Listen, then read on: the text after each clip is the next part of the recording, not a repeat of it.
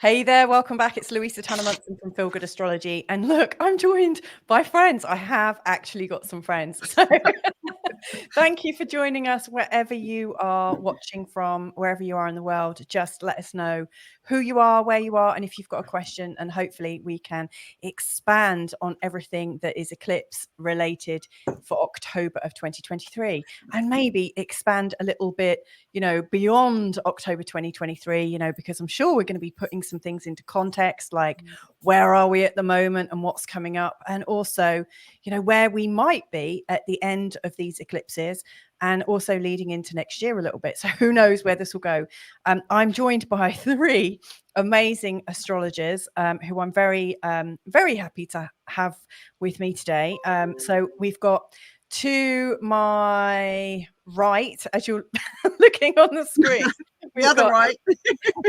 Alexandra, would you like to give us a wave? So we've got Alexandra Jowett joining us from the UK, and it is actually quite wet where you are, isn't it? So you're a bit worried about connection, but slowly sinking. There may be some noise. It might sound like I'm in a deep fat fryer, but it's just the rain on the roof. It's all this Neptune energy. It's a deluge. I'll do my best. It's great that we've got a good connection between us. Then immediately below me, I'm very bad at these sort of like mirrored screens. We've got Jasmina Brozovic joining us from, is it Toronto? I'm actually St. Catherine, so it's just near Niagara Falls. Lots of water here as well. So okay. Yeah, nice. And then we've also got directly opposite to diagonal. Oh dear, So what is that? A square opposition? Yes, opposition. Yes, we're in a square opposition. We're like a grand square, all four of us. We've got Kimberly Crowe joining us from Kentucky in the US. So we're in completely different parts of the world, completely different time zones, and hopefully you'll get a different perspective from all of us. Even though three of us have got Scorpio rising, one of us has got Virgo rising, we've got a lot of mutability between us, including a lot of Gemini energy and Pisces energy, but thankfully we do also have a Taurian moon and Libra sun as well, so hopefully it's all going to be okay. I can see we've got people standing by and joining us. We've got Pam Yount from Hickory, North Carolina. Hey Pam, nice to have you watching us. We've got Nubianette joining us. Is it California? Is that where you are? Somewhere on that coastline, I'm pretty sure. We've got Gillian Alexander joining us. Hey Gillian, coming to us from Scotland. Got a cheeky question from my husband upstairs asking what is the collective noun for astrologers? I have absolutely no idea. Does anyone know? A group? What are we? A constellation? I think it's a zodiac, like the boat with all this Neptune energy. Those boats called zodiacs. Yeah. Very good. And Carl is saying brilliant lineup, leading edge astrology, and we've also got Penny Albertella joining us from Devon. If you've got any questions, please do write them in and we'll bring them aboard as soon as we can. How I'd like this to go is just for you guys to tell us a little bit about yourselves. Your details are actually below in the descriptions, but we're going to have a little sort of general chat about what we see is brewing leading up to the eclipses. Then Alexandra would like to tell us a little bit about the eclipses and the Saros cycle, a bit of a bigger picture. And then we'll have a little bit of an update from Jasmina about the annular solar eclipse that is coming up on the 14th of October. And then Kimberly will be telling us, I think, a little bit more about the partial lunar eclipse later on at the end of October. And just a lot of chat around it. So please just jump in at any time and let's see how this goes. So Alexandra, do you want to tell us a little bit about you? Sorry, it's sort of in alphabetical order. Yeah. I'm a professional astrologer based in the UK currently, and I'm a little bit mobile at the moment. I'm wandering around doing my thing, but yeah, I have a deep love for astrology and bringing it to people and empowering people by them understanding themselves and the process of life and lifetimes, multiple. It's something I'm deeply passionate about, and so I'm really, really grateful for astrology coming into my life, and I express my gratitude by helping other people to access it. So thank you so much, darling, for having me on. I really appreciate it. Oh, that's beautiful. I love to hear that. It is very empowering, isn't it? It's definitely changed my life. What about you, Jasmina? Hi guys. Well, I'm also a practitioner, astrologer, helping people. I always say to live their life to their full potential. I like to, I think it's beautiful. Astrology is such a beautiful tool to help us grow as people and have a more quality life. So I have been, practicing for a long time, but just recently came out, as I said, on the social media this year. And I think my Uranus opposition Uranus, my natal Uranus came it was like a middle of crisis. It was like, and now I'm trying to pursue a full-time astrology career. Awesome. I really enjoyed this very much. My first encounter with astrology when I was just 11 or 10. So it was there my whole life. But now I really feel that it's time to, to share it with the world as much as we can. Excellent. I love that. It's a bit similar like that with me, actually. For years, I kept it really secret. And then around 40, all of a sudden, I outed myself. And you can feel quite vulnerable doing that, can't you? Very, very. What about you, Kimberly? I muted myself because I got a dog and cat playing out I think they're playing out the nodes today with each other.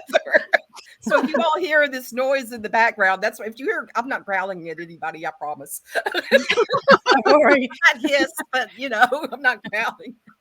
I have played with astrology my whole entire life. It was just something that I've always done. I did it for me. It was I'm a holistic practitioner and have been since like 97. I've had some kind of, practice. And really my jam is just doing soul readings for people.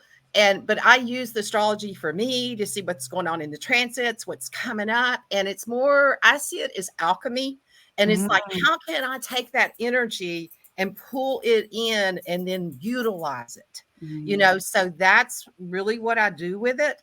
And I have this innate ability to just tap into the planets and the transits to see, to feel them and talk to them. Yeah. And that's what, same thing. It's like, it's interesting because it was around probably when this whole eclipse, this season started, and I am a Scorpio rising and a Taurus moon, that I started back on my YouTube channel. I had my YouTube channel since 2011, but I was doing more like woo-woo stuff, speaking in light language and stuff. Yeah. I don't consider astrology woo-woo. It's like, I think of it as a science.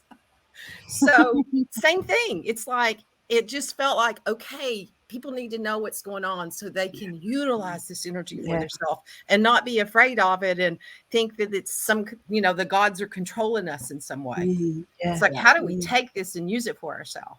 So that's what I do with it. And then I do human design too. So I kind of have a mixed bag. I'm not a purist. Well, that's a whole other thing, isn't it? Like human design is getting a lot of airwaves at the moment.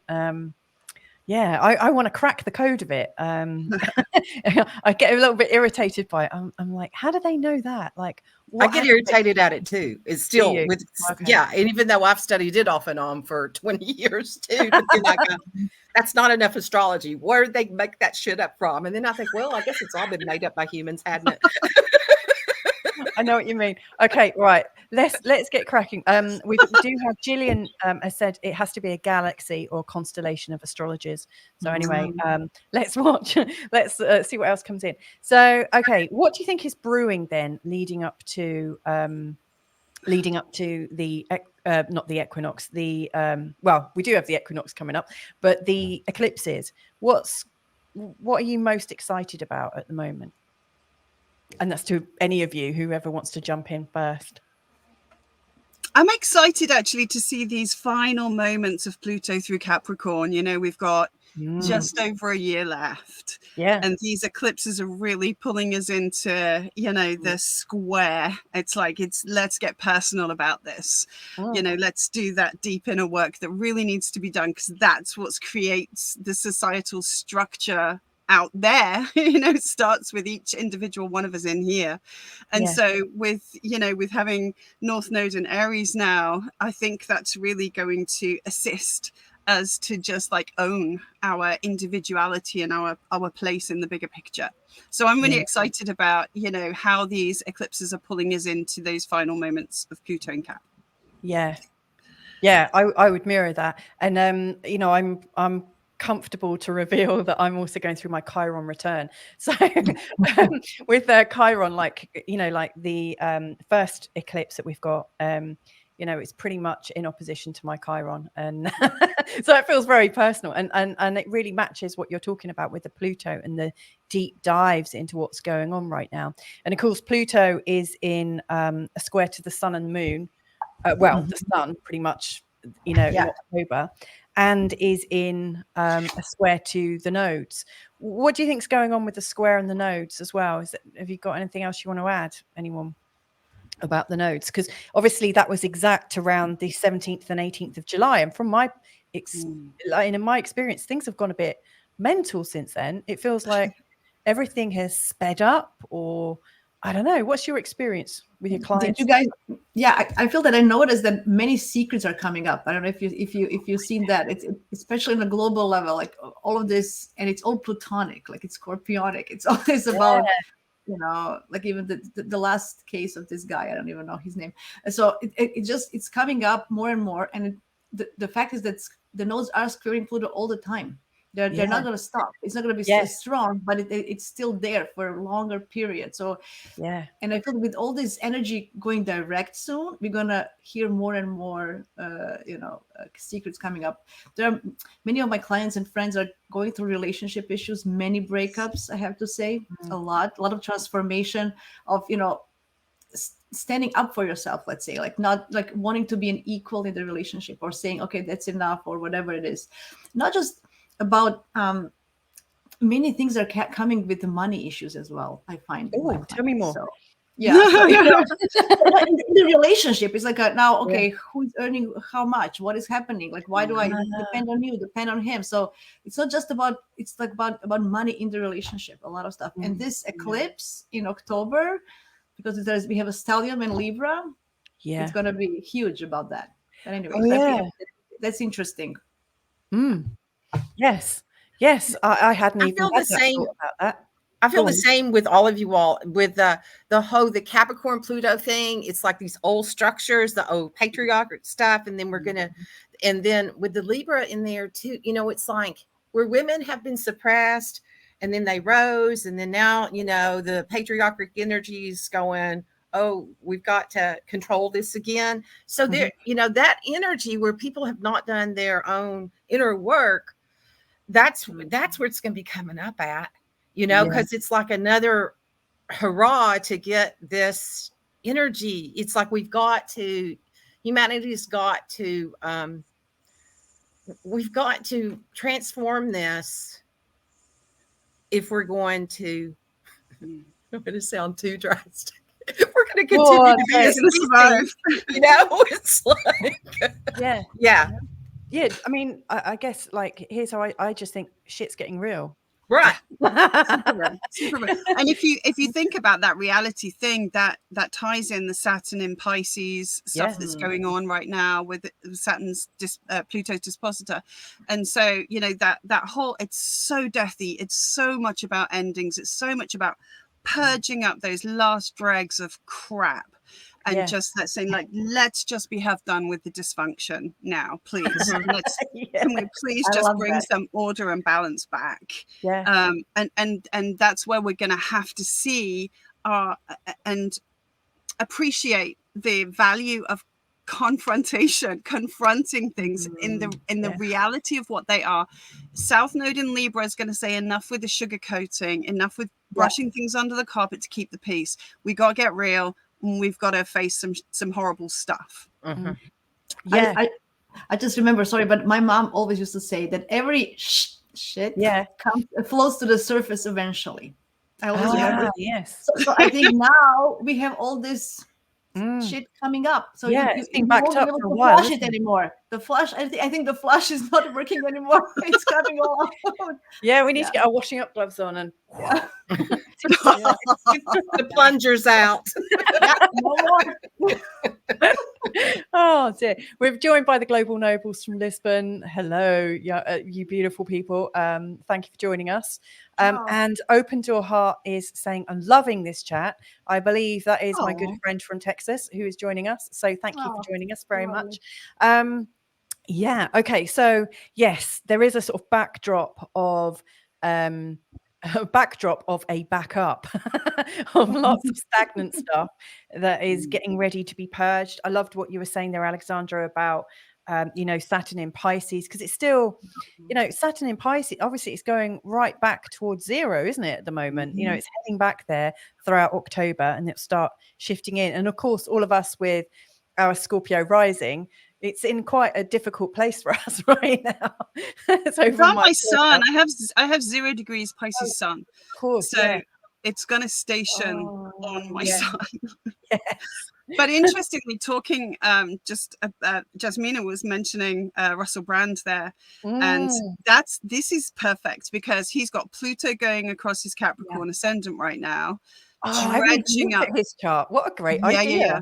He's got Pluto going over his Capricorn rising, which is dredging up, and it's this kind of like massive attack on his identity.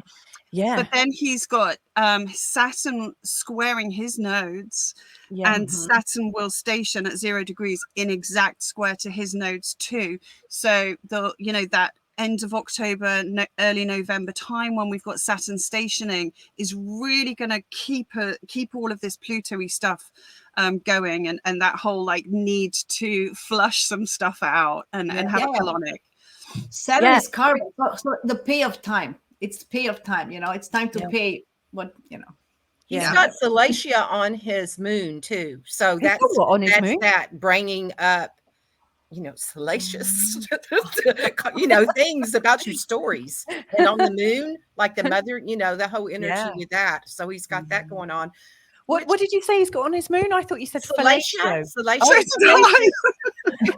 Sorry, I mentioned. I thought I opened the topic. Sorry, guys. No, it's fine.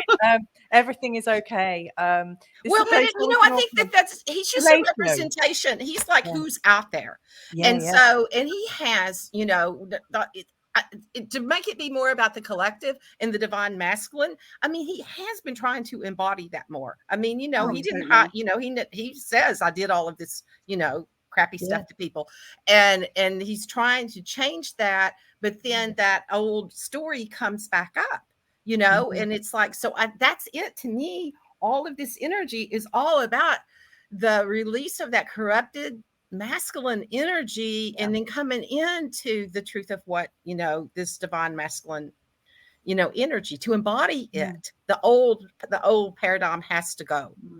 Yeah. Well, there's two sides to that, isn't there? Yeah, I want to see the demonic female side get exposed as well, because I think there's and the females have to come clean. How long have we used air manipulation? It's like, really? And also no. I mean, he's like super Gemini, right? If you've ever looked at his chart, he's mega Gemini. So there is those two sides. And I do see this kind of like, there's the old Russell Brand who was an absolute dick, no denying it, and that's what we're being presented with now, but it's being conflated with the new Russell Brand, who I think is really, really, really doing some great work out there. But unfortunately, it is anti-establishment, as is Pluto going through Capricorn, arguably. And so it's almost like he's become a figurehead for the anti-establishment movement. And so they're like kind of attacking back and leveraging those dark, hidden, aspects of his prior incarnation of himself almost, to use against who he's trying to become now. And I'm not sure that people are really seeing that, but that's just my take. Right. Well, and it is a collective story. I mean, when he's like the being that's out there, he's embodying it. It's like, thank God he's doing it. I don't have to. Yes, he's taking one for the team a little bit, isn't he? Yeah. So he's showing it to everybody. Yeah. Interesting, isn't it? Okay, well, that was quite a good sort of understanding of the energies, I think, actually. And Jasmina, you were also saying, was it you that was saying people are starting to stand up as well? And we've got currently, like, the North Node is, if I'm not mistaken, that's in a conjunction with Eris right now. And Mars is coming into an opposition. I think he's going to be exactly on the South Node. Crikey, when is it? On the 4th of October. And so it's like a massive standoff between Mars, or Aries, and his sister. You know, it's going to be a bit of a, it's like stuff from the past. Are we having to stand up for everything we've all done? Yeah, it's interesting what you said. Yeah, it's like we are preparing for a war. I think I feel with all this eclipse, you know, we're preparing to fight for who we are and what we believe in, and it's you know what, I feel that this time until the eclipse, we should use it well, because we have some nice things happening, and then you know, end of like, there's a Mercury trining Jupiter and Uranus, and there's a beautiful energy next week, and there's like, and then it's going to just go off, because the Venus and Mercury they're going to go out of their shadows, so they're going to really speed up and go forward and put everything in light. And we have the dance with Venus, Juno, and a Black Moon Lilith. Like a whole summer was happening, and all this women empowerment also coming into picture. Like it's going to go, everything that was happening and brewing that even we didn't see, I think is going to come up. It's just starting, as you said, starting of October, and then Aries and Mars are also preparing. You know, let's fight for our rights, right? So I think it's going to be the whole. It starts at the beginning of October, as you said, and I think there's like a like people preparing for a war. I just feel it. I don't know, whatever that is, the breakups or this and that. Yeah. And do you think that's like as above, so below? You know, like we're all preparing for a big war around the world, or is that because we're warring inside with ourselves in a way that we can't quite? A lot of us aren't even admitting, so we're just pushing it out there, making it everyone else's problem. I think perhaps we're pushing it out there because we're not confronting it in a personal way. By that, what I mean is, you know, the focus is going to be on our relationships, right? It has to be, because it's the Aries Libra axis. So it's going to be about me versus we, and how do we do relationship. And I personally feel that we're coming very close to the end of a cycle of how we do relationships based on the historical need for marriage, and, you know, the wife as a possession and this kind of thing. And we're coming out of all of that kind of era and into a new era, which is a little bit more realistic about the expectations of relationship. But it's going to need us to discard some of the old ways. And those are the ways of, we've got to look sweet and nice and polite and never upset anyone and never have cross words. We have to get better at disagreeing. That's my opinion. I think a healthy relationship should have periodic disagreements that are then followed right through to their resolution. If we can't do that on an individual level, then how the hell are we going to do it on a global level? Yes, and seeing ourselves through the lens of the other. Yes. I've got so heated up, and it might be because I'm going through my Chiron return. It might be because I'm getting menopausal. Who knows? But I need to cool down a bit. Right, Nora is joining us as well. Hi, Nora. Thanks very much for joining us. Okay, so Alexandra, you wanted to put a little bit of a Saros cycle eclipse flavor to this, to give the backdrop. whole eclipse. Yeah, a bit of a backdrop. Would you like the picture of the start of the Saros cycle that we're in? Do you want that on? That is the second eclipse, isn't it? So I'll you could do, but whichever, whenever it feels right, darling. I just wanted to kind of like put some context, some bigger context around these eclipses, because mostly what I see put out there into the astrology kind of world is, this is what's happening. How's it going to affect me? What precise, like, it's very specific and very individual. And I just think when it comes to eclipses that we're really, really missing an important part of the picture when we do that. If we can just zoom out, and we get so caught up in this in now and who I am. I'm going to piss off every Aries that's watching now. No, it's fine.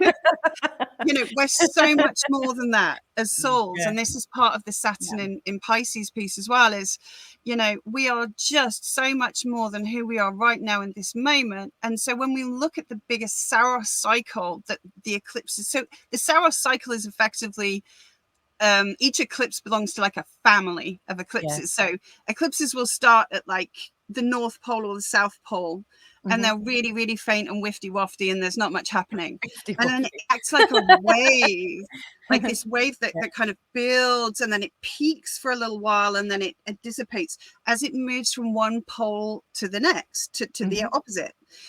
Which is kind of what we're always trying to do with all of these polarities, right? Yes. And so the eclipses just show us how it's done in a way.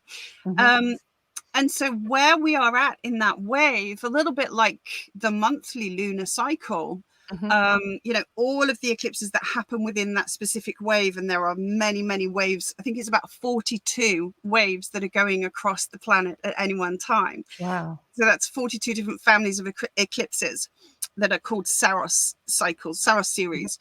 So knowing which family that little individual eclipse belongs to, not that they're little, but in the grand scheme of things, they are, as are we, you know, then we can get a bit more information. So is this an eclipse that's like just at its very beginnings? Well, yeah, the Taurus one is, or is it one that's really in the peak of its power? So what was it setting out to do all those years ago when it began?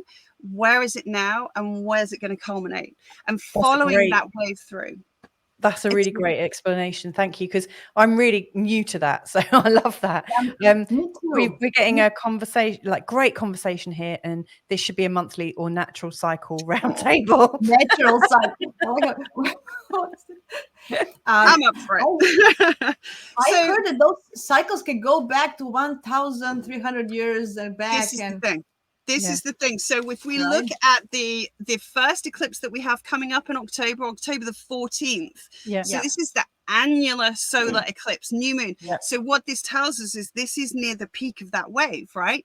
Because it's almost total.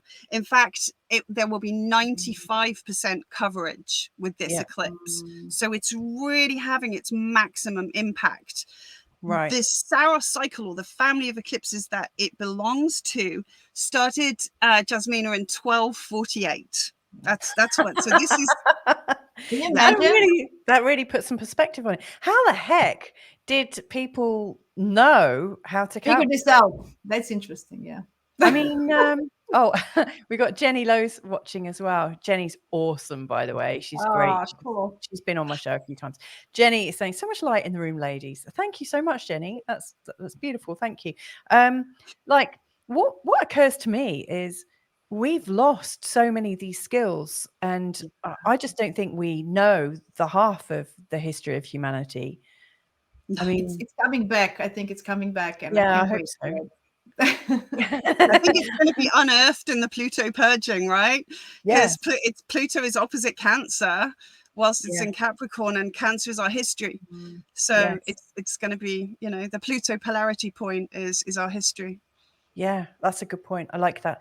Okay, so I think back to the Saros cycle. Yeah. So this one started 1248. So that was the peak of the Middle Ages. All right, which is kind of ties into Libra in some respects in terms of, you know, finding the balance. And that was that midpoint. So it peaked, the absolute peak of this cycle was in the late 1800s and early 1900s. And so this was during the time of the Crusades when this started. This was when the patriarchy was really forming itself by creating these massive religious geopolitical wars. Sounds quite familiar. It does, right? There were 8 of the main crusades, and when this eclipse was the 7th of the 8th, and that was when the crusades were starting to just really not actually have much effect anymore. It was starting to peter out, kind of thing. So, you know, that's that's kind of symbolic of where we find ourselves now. It's kind of like there's been this rise of the patriarchy and the geopolitical warfare, but there's, people are really getting tired of it now. It's past its peak. Yeah. Yeah. Yes. So that's a really good sort of historical context then about this wave that we're currently in. And like you say, it's 95% of its maximum, if I got that right. It is like on the waning side. So it's had its peak and it's waning. Okay, cool. Yeah. Well, thank I think goodness. I think it's especially important for USA because it's going to be visible. This one and the one in the spring is going to be visible through USA, and both of them, the one now and the one in the spring, goes through Texas. Yes, which, you know, it does. It's funny. I've got a couple of clients that live really close to its maximum place, and apparently, like Airbnbs have shot through the roof at the moment. People are already booked up. Now, I was chatting with a friend in Austin, Texas, a couple of years ago, and we were looking at this because Elon Musk. Right, here's a conspiracy theory for you. Elon Musk bought a chunk of land in Austin, right where the eclipses are going to cross. Seriously.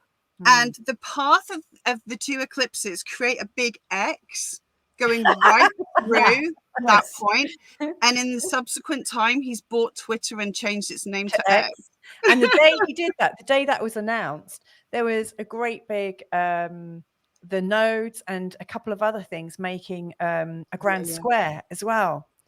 That, oh my God. Yeah. See, these things just aren't by chance, are they? No, I think Elon Musk has somebody working for him that we don't know. I think we don't understand what he's doing. Yeah. I don't agree with him everything, but I feel he has some kind of agenda. I think we don't understand. I just feel that he has this alien vibe in me that I don't know what he's doing. Yeah, he's Sun square Uranus, isn't he? So he's got that whole weirdy vibe, but he's also Mars North Node. So that determination to get to Mars is like Aquarius. I've actually got Mars. Mars in a conjunction with my North Node as well, funnily enough. Right now, Jasmina, did you want to tell us a little bit about what you think about the solar eclipse, the first one? Yes. So this one is hugely interesting for me, especially I'm thinking because we have a huge stellium in Libra, and when we look at the nodes, we will look. Can you see the mouse? Can everyone see the mouse? Is that okay? Cool. So we have Mercury, Sun, and Moon, of course, and there's a node there, right? And Mars just left Libra, so we can still consider him part of the. He still has like a little bit of Libra energy still hanging in there with this eclipse. And what I find interesting is that what was I going to say? My thought of a lot of thoughts. So because it's the rulers, so the ruler of the node of the south node is Venus, which just switched in Virgo at that point. So it's gonna be, she's not happy in Virgo. So all these things she's gonna, want to overanalyze, overcritical maybe of all this, what is going to happen here at this point. And Mars is in Scorpio ruling the north node. So Mars is happy in Scorpio. He will want to in charge of that north node and coming, some changes forward. But we have to release a bunch of stuff at this point, I think, in Libra. Yeah. It's going to be a lot of debating, a lot of information, a lot of communication issues in relationships, but not only romantic. I feel business one is going to be there as well. Virgo, if you think about Venus in Virgo ruling this, it's about work, your everyday, everyday routine, life, health, like a lot of things is going to be on that issues as well. I feel, the communication and debating and understanding each point of view from, each other. I think it's going to be crucial, and many things will fall. Like people who will not find a language to go together, like some harmony in their communication, it's going to fall apart this time. That's how I feel. I think it's a lot of energy to finding that harmony, peace, middle ground, understanding other point of view. And with Venus ruling this is opposing Saturn, which is a hard aspect, right? Yes. So what did I put out? Yeah. So it's going to be like also how much effort I put in the relationship, how much money, it's going to be like also how much money am I making? Am I worth enough? How much energy am I putting in this relationship? And I'm getting enough payback for what I'm giving. Like it's going to be a lot of You know, I put all this hard work. What am I getting for it? So it's a very hard aspect, right? I've got it in my birth chart. Saturn in opposition to Venus, and that's the thought process I go through all the time. I feel that many people will gonna feel that this is not enough. I'm not getting enough. I'm not happy enough. And they're gonna, because it's eclipse, they're gonna do cuts, right? And then after the eclipse is a little bit of, it comes down, then we're going to have Venus trine Jupiter and Uranus in Virgo. It's going to be maybe a new opportunity for something nicer. But before that, we have to kind of clean the air for this opportunity to come up, because you need to make space, leave something behind for something new to come in, right? So that's one thing that I think. And also, as you mentioned, this eclipse is opposing Chiron. So we need to find some kind of way to heal with, to use love for healing. We need to find a way to also remember, not just dismiss right away, because I'm just worried, because this Venus in Virgo can be overly critical and analytical, and I don't want us to dismiss stuff, because Mars is ruling that North Node and that Chiron, and in Scorpio it can be brutal sometimes if it's not happy, right? So try not to dismiss, try to give another chance maybe at this point, through open conversation. Alexandra mentioned it beautifully. It's time to to communicate, to come together, not just me, right? Because this Mars in Scorpio is going to be a lot about I want to push forward, I want to go forward. Anyway, so that's also what is interesting, is it's in conjunctions with Neptune and then Uranus on the other side, right? So those in conjunctions, we need to adjust. It's going to be time for adjustment, because it's something that is not tangible. We want to perfect it, we want to do it good, but we won't be able to do it. So we're going to be frustrated a little bit. So we will need to adjust and not be as dismissive. So because those are hard, those are really precise in conjunctions, right? So those are irritations, right? I mean, especially this one with Uranus at 22 degrees, right? So we want to break free. We're going to have an urge. We want to do something, but it won't be clear, right? Because there's Neptune on the other side. It's not clear, right? So, I just feel that maybe many people will make some kind of decision that will regret later, because I feel the energy is very kind of now or never. It's I think go on. I was just going to say, I think, when you look at the chart set up there and you've got all of that stellium in the 6th house, it's about reciprocation in relationship. But I think with the opposition to Chiron, and certainly having the Uranus Jupiter around the ascendant like that, it's talking about when we can deal with our own trauma as individuals, we immediately improve our relationships.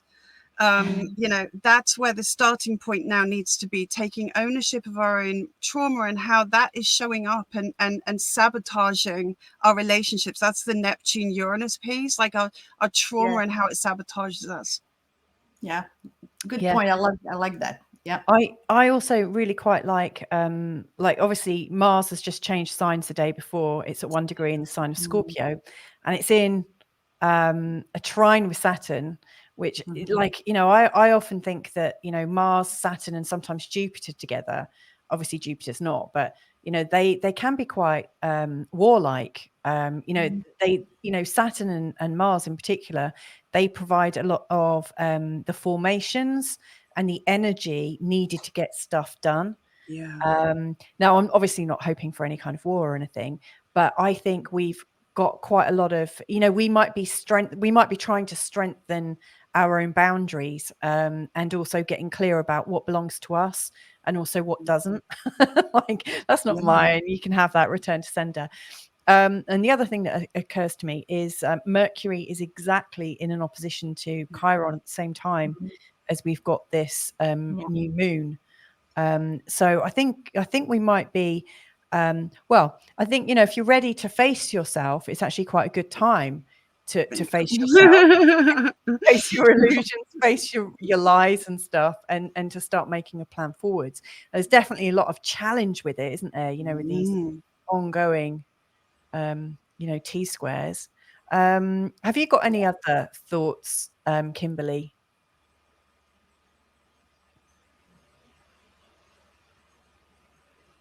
I think she might be You're on mute. muted. browser. Yeah, and with the Jupiter and Uranus right there together too, there's something with that, like it's this, I don't know, it's really stepping into the truth of who you are and expanding it. And that this, but it's not in this moment. It's like this is setting, this is planting the seeds for the next 18 months of what we will be releasing so that we can embody, the freak that we came here to be and expand it out with that. And I think as we do that, it's going to bring abundance. If you really step into it, it's of your self-identity, especially with that being there with the Aries. So that's just what's channeling in with it. I really It's like definitely one to lean into, isn't it? Sorry. I really like how you talk about, like, flying your freak flag, Kimberly. How we really sort of stop really caring what people think so much and start to really be who we are, even if we feel quite broken at times. That kind of, no, this is really who I am, and it's okay, and I'm cool with that. I think we can't hide that. I'm getting a bit happy to do that myself. Yeah, with the cryon in there too, it's like we can't hide that anymore. Those pieces that it's almost like it pretended to be wounded in order to fit in with the rest of society. And now it's going, no, I'm not wounded. I'm here to be this healer and to carry this energy. Oh, I love that. And that it's the key, it's the key to embodying it. Yeah. So that's and that the medicine lies within the poison with Chiron. You have to go into the pain, because that's where we heal. And this, it just screams to me like having the courage with that Mars in Scorpio, having the courage to face the darkness with the Pluto of the trauma and how it is messing things up for us, and say, I want to do things differently now. I want to change this. I want to change this whole pattern. It's had its day. Wow, I'm so inspired by this. You wanted to say something, Jasmina? Yeah, I was thinking what Libra also represents, and it's justice. Oh, so, yes. Right? Yeah. Right? So it was like the urge, like we want to make this, justified. What was the word? Like this is also going to be a huge thing. Making sure that there's justice in our relationships, within ourselves, even earning, like, this is my right? This is fair, like fairness, justice. That just occurred to me that this is going to be a theme as well at this eclipse. Yeah, it's the value too. It's like, as you're saying that, I'm feeling that energy of value. How do you, the truth of like really valuing and honoring yourself. And it's about stepping into the power of that and not devaluing your, own power. Yeah. Well, I like that, because, I guess, anyone watching, what I'd love for people to be able to get from this is that if you are on a healing pathway, and if you are really ready to like go the next step on your journey, and like those things that we often get tripped up by, those perennial problems that just come up again and again and again that we can't seem to shift. I really actually feel quite, I really think that we are in this kind of rebirthing, and I think we almost have to heal, or we're probably going to die at some level. Maybe not physically, but it is kind of a death, isn't it? When we stop growing and evolving, we are finding our own death warrant at some level. And we're not good at that. We're not good at death. This is the problem. I think this is a big part of the problem. Cancer rates are going through the roof. And I talk about this a lot because each individual cell in our body, we're looking at a Taurus ascendant here. This is about the body. Every cell in our body is programmed to die after 7 years. And when it doesn't die, it mutates. And that mutation is a tumor, and that tumor is cancer. Cancer is the lack of being able to let things go and let things die and complete the cycle so that something new can come along. And I think collectively we're not good at allowing things to end and die and be okay about it. I love it. Jasmina, go on. I love it, by the way, Alexandra. Yeah, Alexandra, this is beautiful. This is exactly what. Yeah, I was thinking. This Pluto is urging us to do just exactly what you said. Look at all these spheres. Everything is pointing to Pluto. Regenerate, transform. You know, everything. So detox. You know, purify yourself with all these toxins and start over. Yeah. Yes. Loving that. Talking of detoxing, our good friend Open Door Heart in Texas will be at the winery in October celebrating the eclipse. That's a good way to do it. I love your style. Should we have a look at the next one? Yeah. Because I could actually sit here and chat with you guys all night, but I think you've got busy lives as well. I'm just going to flick through these two because I did naughtily put in some extra asteroids in case we got onto like. Well, they might come back in the slight bit of coverage I'm going to do on the next eclipse Saros cycle wise. Okay. So keep it handy, maybe. Yeah. So this is the partial lunar eclipse. I think you were having a bit of a closer look at that one, weren't you, Kimberly? What are your thoughts about the partial? Oh, that's not the partial lunar eclipse. There it is. The partial lunar eclipse. I was like, wait a minute, the chart I pulled up, it didn't look the same. You know, the thing that was one of the things that's really like when I look at the chart that like comes out at me is where with that wait a minute, am I looking at the right thing? Where's the sign? There it is. With the Mars and the Mercury right there together, they're like conjunct with that. There's that stellium that's all piled up there together with everybody. Yeah. And there's that feels like that. It's the communication. And okay, this is what I'm getting. Go on. Like Mars does not want to be the warrior anymore. You know, it's like the Romans did that to Mars. Mars was the god of sustainability in agriculture. Really? And I think it's time for us to claim it back, ladies. It's like everybody needs to claim it back because God knows we don't need any more war on this planet. We need more agriculture. You know, it's like we need to be growing things. And it feels like there's something with that, with the Taurus energy, with the earth energy. And it's about back to that letting go of some of this delusion and illusion of what the patriarchy did and set up and what the truth of the energies really are.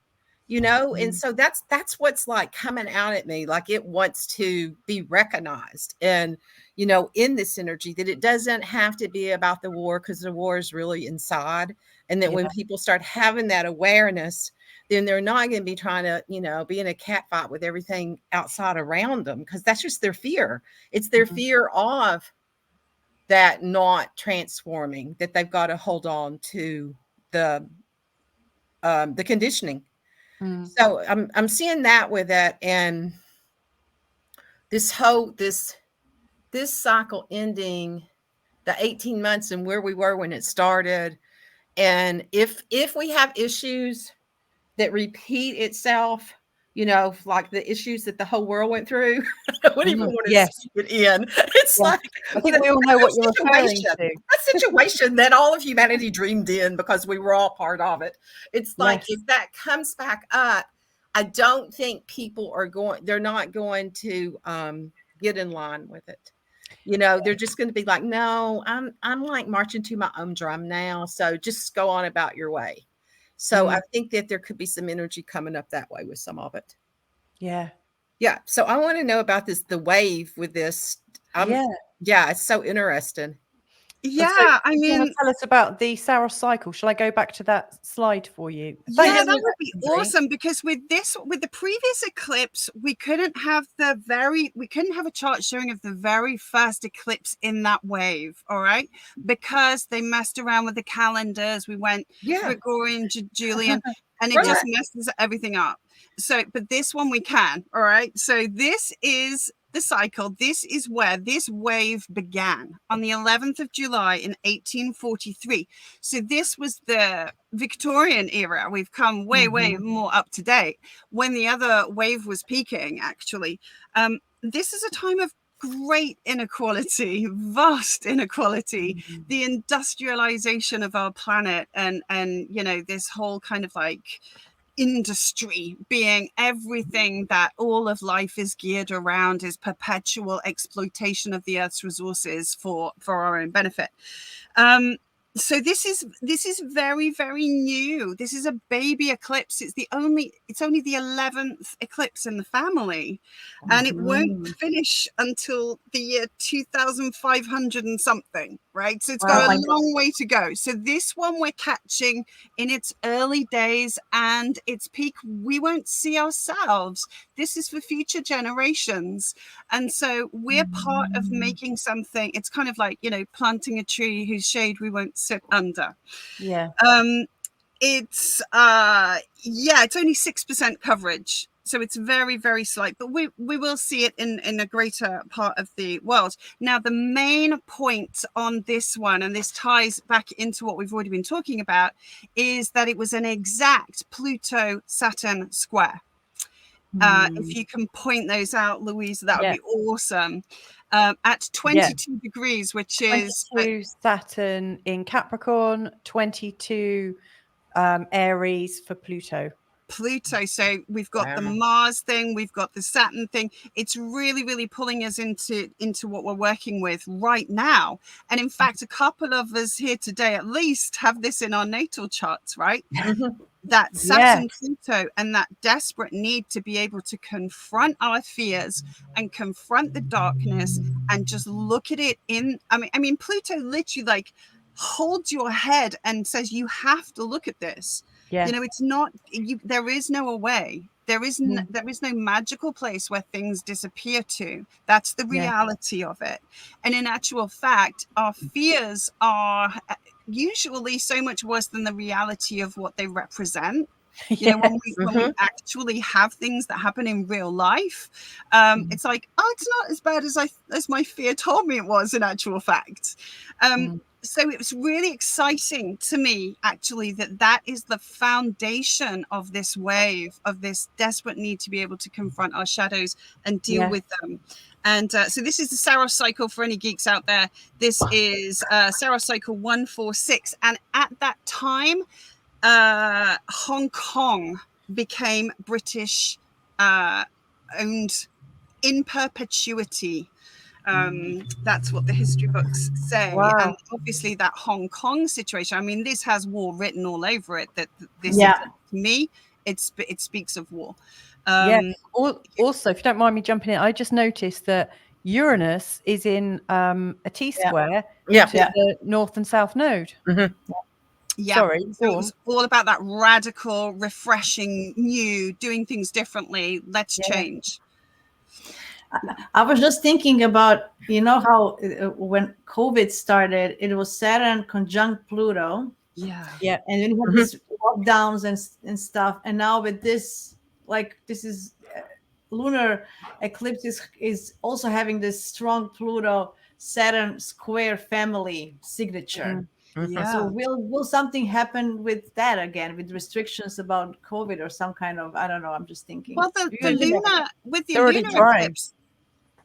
Sorry, go on. With the lunar eclipse, we're dealing with the unconscious, right? The solar, when the sun is being eclipsed, that's our conscious will, and it's saying let's make more room for the unconscious. With the lunar eclipse, it's the other way around. It's our unconscious that's having this kind of like reset moment. And so, that expression of the collective unconsciousness is a big part of this. And so that's where it comes back to doing our individual work to have that bigger effect, especially now we're in cardinal signs. These are, you know, with Aries and Libra, this is initiatory energy. This is cardinal signs. It's making something happen. I really liked what you said about the lunar eclipse. I'm not actually looking at the screen at all of you. I'm just looking at the presentation so I can move this wherever it needs to go. I can't do it the other way. I just want to see your faces as I'm talking to you. That's better. I can see you again. I really like what you said about making the unconscious conscious. Is that how you said it, Alexandra? Yeah, it's just the kind of the different way that a solar and a lunar eclipse are working on us. You know, with the solar eclipse, it's that very individualistic and the conscious expression of self and, you know, all of us. Whereas with the lunar, it's the unconscious. And so it's a bit more of a wild card, isn't it? It's got a bit more of a, oh, this could get a bit crazy, because it's unconscious stuff that's coming up. And by its very nature, it's like, what the fuck is going to happen? Yeah. And you've got and it's very survival based as well, isn't it? You know, everyone survival is and it's very opinion based. That's the other thing. You know, we've got in the foundational chart here, we've got Jupiter with Neptune. We've got that lovely trine going on there to the node. And in the eclipse that we're coming up to on the 28th of October, this warry kind of vibe eclipse, it's you know, we've got a couple of personal planets combust. Yeah, here it is. So we've got Mars and Mercury, they're there, but sorry, no, that's not it. That's it. Yeah. So this Mercury and Mars, they combust. Yeah. You know, that's like, again, that's like anything could happen, really. And and we've got Jupiter up there with the moon inflating it all. If this was a person, this would be a looter in the middle of a riot. Just like, I see an opportunity. I'm going to move fast, do some shoplifting. You know, that's what it is. I just want to mention, because Jupiter is involved, it's about belief system, you know. And because Jupiter was with Neptune in the that cycle, here's going to be about fighting for your beliefs, you know, or what you think your beliefs are. It's like that, all of that is the conditioning of what the beliefs have been. So people are gonna either they're going to, like reference to earlier, they're going to either shit or get off the pot. Yes, it's and that kind of energy. And Jasmina, was it you that said something to the effect of, oh crikey, what was it? Oh no, I've lost it. That people are, oh no, this thought has gone. It's completely gone. Don't try and get it, else you'll lose it. It'll come back if you think of something else. Yeah. Okay. And I think just like in the justification, people wanting to justify their actions at the moment. Like justice, a fight for justice as well. You know, that was on the annual eclipse I mentioned. But here it's also, I feel that the same planets are just moved from Libra to Scorpio, like this, like literally 2 weeks after, right? And then we have this all of a sudden, the Scorpio energy, and this is reflecting the spring. The spring eclipse, because it's Taurus and Scorpio is the last one of those. So this is a cleanup time from those eclipses, right? So this is the final, and all these oppositions. Like there's a lot of oppositions, a lot of tag of war. That's what it is. Tag of war. I think a part of what we have to address in our relationships, specifically when it comes to our beliefs, because I think sometimes truth, beliefs, and opinions all get like intermingled when they're really not the same thing, but they all come under the banner of Jupiter, right? Yeah. And I think people are very identified with their beliefs and their truth and their opinion, whichever label you want to call that Jupiterian vibe.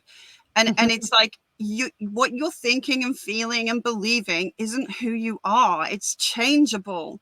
And when we accept that we can change, then we can start to look at other viewpoints and compromise and find peaceful resolution. But this is fixed energy, Alexandra. This is fixed. See, this is Scorpio. So it's harder. It's hard to adjust, right? So people are going to be like ground into like, if you don't believe what I believe, then you are rejecting me as a person, and that's simply not true.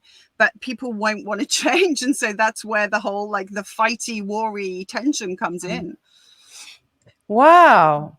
Is there anything else on a chart that we want to demonstrate right now, or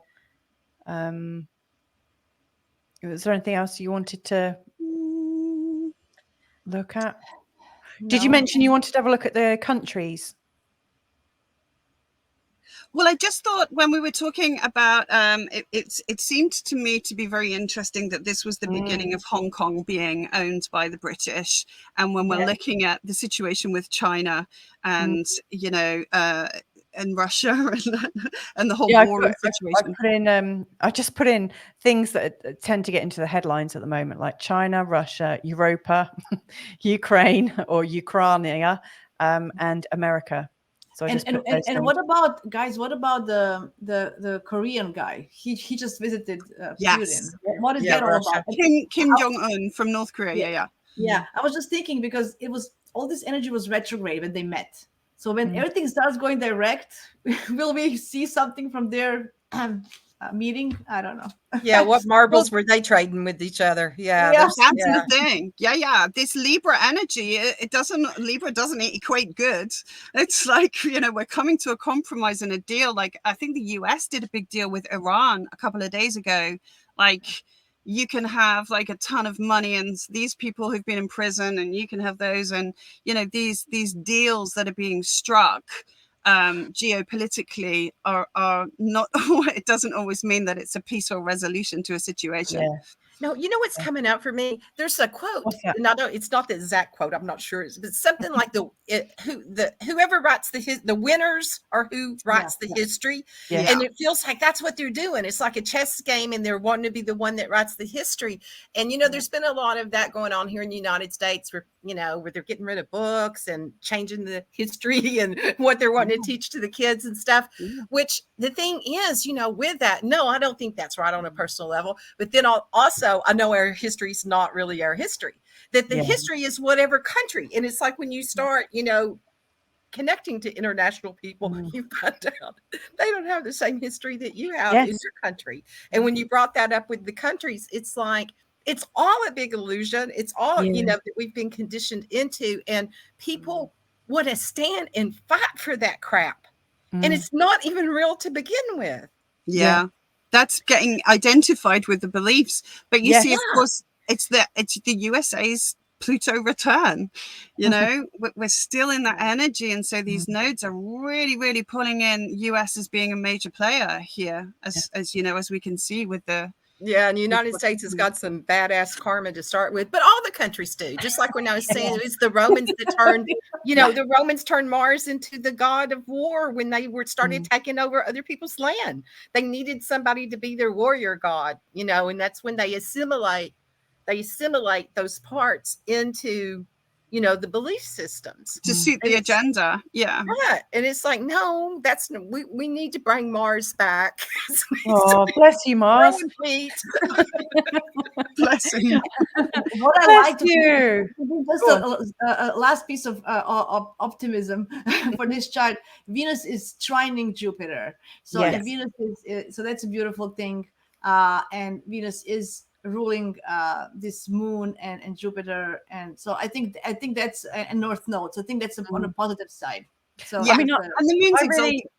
I really like this. I mean, I've got virtually no Earth in my chart, but what I've really, really enjoyed about this, for a lot of this year actually, is this interaction between Uranus and Pluto. They seem quite prominent in my chart, and then over this summer we've had Mars, become the third angle of this trine. We've had Mercury, we've had the Sun, and now we've got Venus. And it's like all these personal planets are connected with it. It's like we have this ability to, I think, channel consciousness and transformational energy. So I do see that we've got this. I love it so much. And I'm super duper excited about the Jupiter and Uranus conjunction in April next year. Really excited. Definitely. That's going to be so exciting. Yeah, it's so good. So any last thoughts about this? We've just gone over an hour. I'm fine to chat a bit more. But I am, yeah. I was just going to keep everyone. Go on. Back on that Uranus-Pluto piece, if you just bring it back up, it's a trine now, but of course, it wasn't that long ago we had the square, and the square for Uranus was the Arab Spring and all these revolutionary energy, this unsettled energy of there has to be change. We need radical change. We want to get rid of these dictators. You know, the Arab Spring was when we had the square. So now we're into the trine, and it's like now these guys are working more in harmony with each other, that rather than, you know, creating tension. So this is really hopeful energy for bringing about, you know, a change in a in a way that creates a little bit less, hopefully a little bit less destabilization in the process. Yeah, I have to also add, like the Saturn Uranus square that was going on pretty much all last year. I'm really pleased to see the back of it, because obviously where there's square energy, especially if your angles are very square, which mine are, I had Uranus here, and Saturn. Oh no, sorry. I had Saturn on my angle down here, my IC, and Uranus on my descendant, pretty much on and off all last year. And I'm really like pleased to see the back of it. So yeah, he's on my descendant now instead.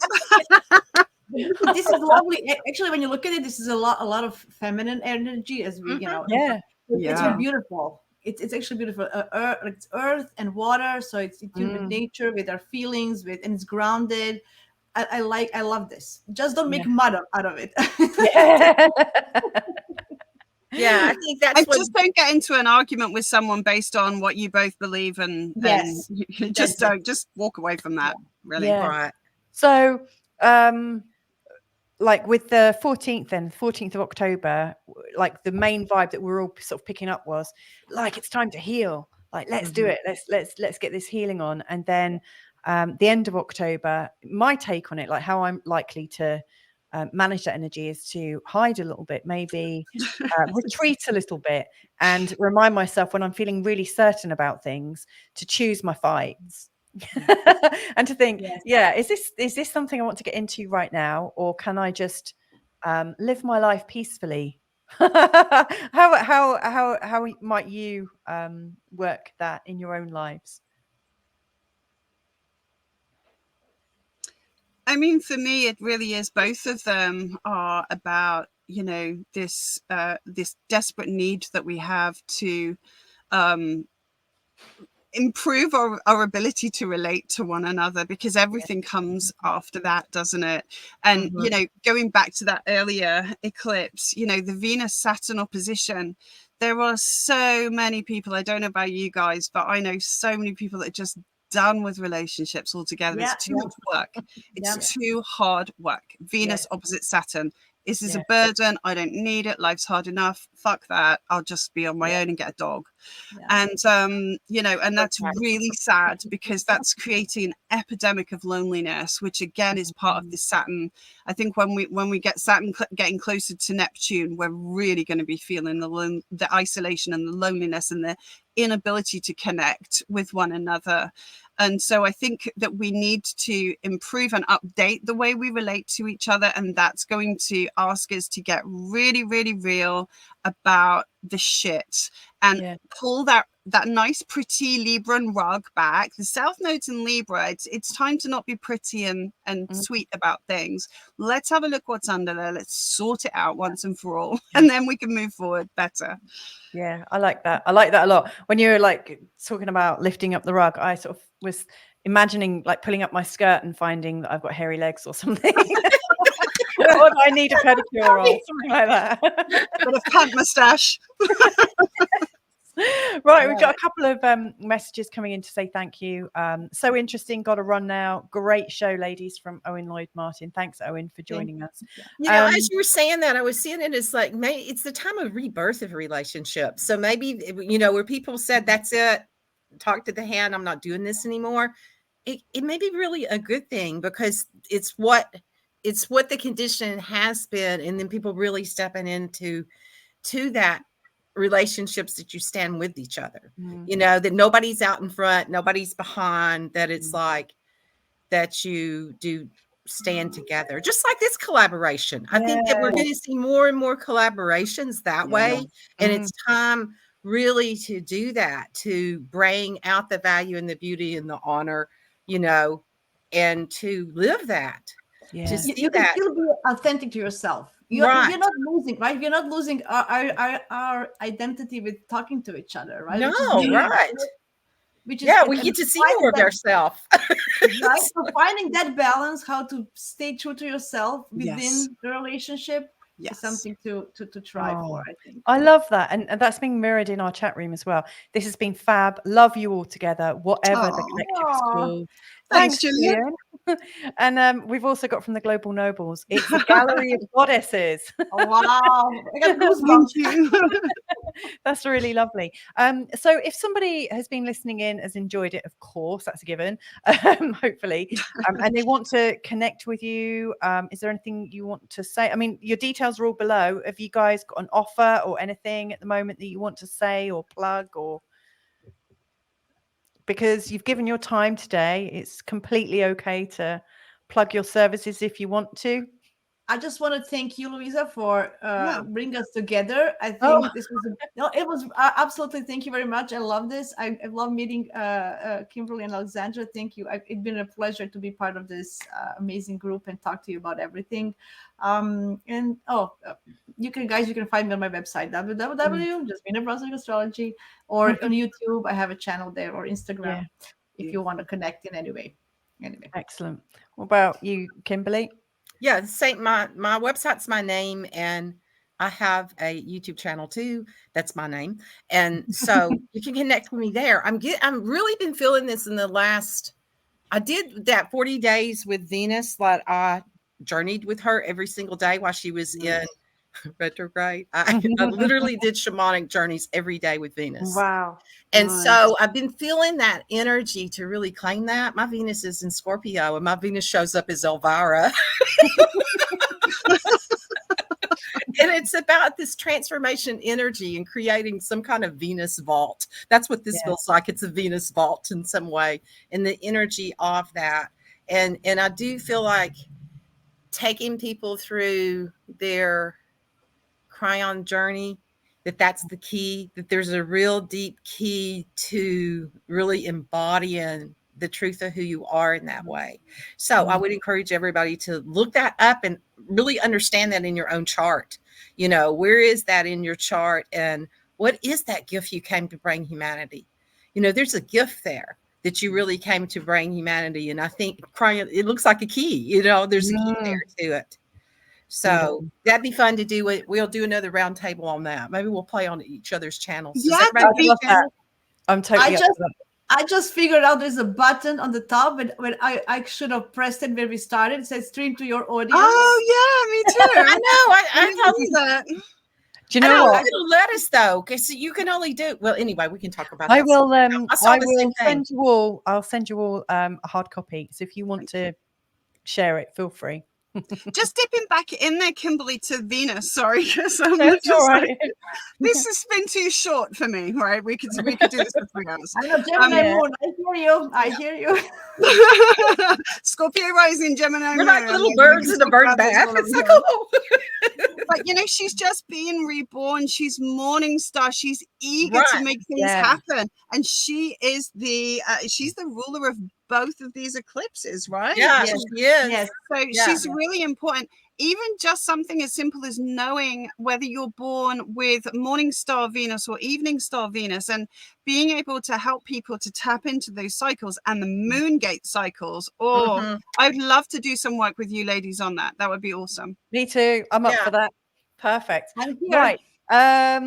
Last. Did you want to do a plug for anything, Alexandra? No, nothing to plug at the moment, but watch this space because there will be. Yeah, of course it will be. Totally. It's at Astrology Empowerment is my handle on Insta and Facebook. Excellent. Do you have a YouTube channel? I did. I don't now. I will. And I'm mid Phoenix. show notes. Thank you, love. Thanks. Yeah. It was No beautiful worries. to meet you, you guys as well. Thank you for your contributions and for being part of it all. I've really enjoyed it.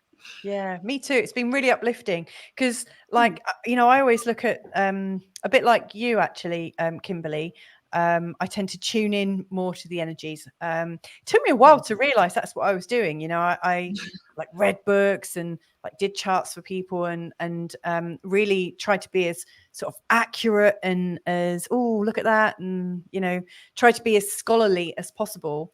But actually my style with it is like all of a sudden I see a chart and I feel like I get sucked into the black hole energy of the chart, and then I disappear, forget who I am. So it's really nice to like see how you guys are all see all these different aspects, because I sometimes lose myself a little bit, and yeah, it's been a real honor to have you here. Thank you. And, Thank you. Can't wait Thank you for us to Thank you for collaborate. inviting us. No, it's know. great. Thank you for having the party today. Well, I know everyone else is going to have a party. It's totally cool. Right, last couple of comments then. We've got, this has been a great exemplary of the goodness of collaboration and connection. We've got Claire McGonigal saying, I have my chart, but I don't really understand it. Well, Claire, check out all of our channels. Yes. Feel free to And, connect with any of us. Yeah. We're very happy to connect with you. And Newbie, thank you for coming back. She's saying great chat. So thank you so much. Thank you to everybody that's joined us live, and also people that join us on playback. Please do subscribe and check out these wonderful, wonderful women. And please do stay in touch. And hopefully we'll all be in touch again real soon. Lots of love. And good luck for eclipse season. Good luck, everybody. Oh, yeah, good luck. Bye for now. Bye.